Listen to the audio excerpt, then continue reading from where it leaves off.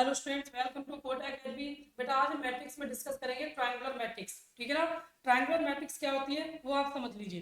तो ठीक है, ट्रायंगुलर मैट्रिक्स का मतलब क्या होता है, उसमें दो टाइप्स की मैट्रिक्स होंगी। एक होगी आपकी अपर ट्रायंगुलर मैट्रिक्स और दूसरी आपकी होगी लोअर ट्रायंगुलर मैट्रिक्स। ठीक है ना।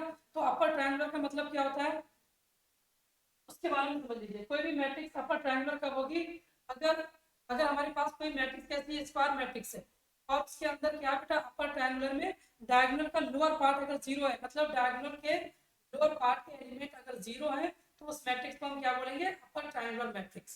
और अगर मान लीजिए किसी मैट्रिक्स के अंदर वो मैट्रिक्स स्क्वायर होनी चाहिए और उस मैट्रिक्स के अंदर क्या है, डायगोनल का अपर पार्ट जीरो है तो उसको हम बोलेंगे लोअर ट्रायंगुलर मैट्रिक्स। आसमान में आगे बेटा, तो ये हमारी डेफिनेशन है।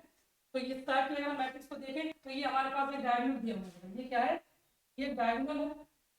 और डायगोनल के ऊपर वाले पार्ट को हम देखें वो क्या है, जीरो के इक्वल है। मतलब हम कह सकते हैं कि ये वाला जो पार्ट है इसके अंदर आई की वैल्यू लेस देन जे है। ये सारे एलिमेंट क्या है, जीरो। कंडीशन क्या होगी बेटा, लोअर ट्रायंगल की अपर पार्ट जीरो और अपर ट्रायंगल में लोअर पार्ट जीरो। तो ये मैट्रिक्स ऐसी है, this is a lower triangle matrix की डायगोनल का अपर पार्ट क्या है, जीरो है। क्लियर है बेटा। नेक्स्ट देखिए, a matrix is said to be triangular if it is either upper triangular या फिर lower triangular। तो अगर हम बात करें इसके अंदर, इस मैट्रिक्स के अंदर बेटा, तो ये डायगोनल वाला पार्ट है। फर्स्ट डायगोनल में अगर देखें ऊपर वाला पार्ट क्या है, जीरो है। ठीक है बेटा, डायगोनल का अपर पार्ट क्या है, जीरो। तो इस मैट्रिक्स को हम क्या बोलेंगे, लोअर ट्रायंगल मैट्रिक्स। ठीक है।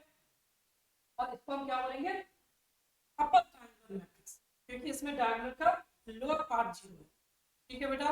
तो आज हमने इस छोटी सी वीडियो में डिस्कस क्या किया है, upper triangle matrix and lower triangle matrix.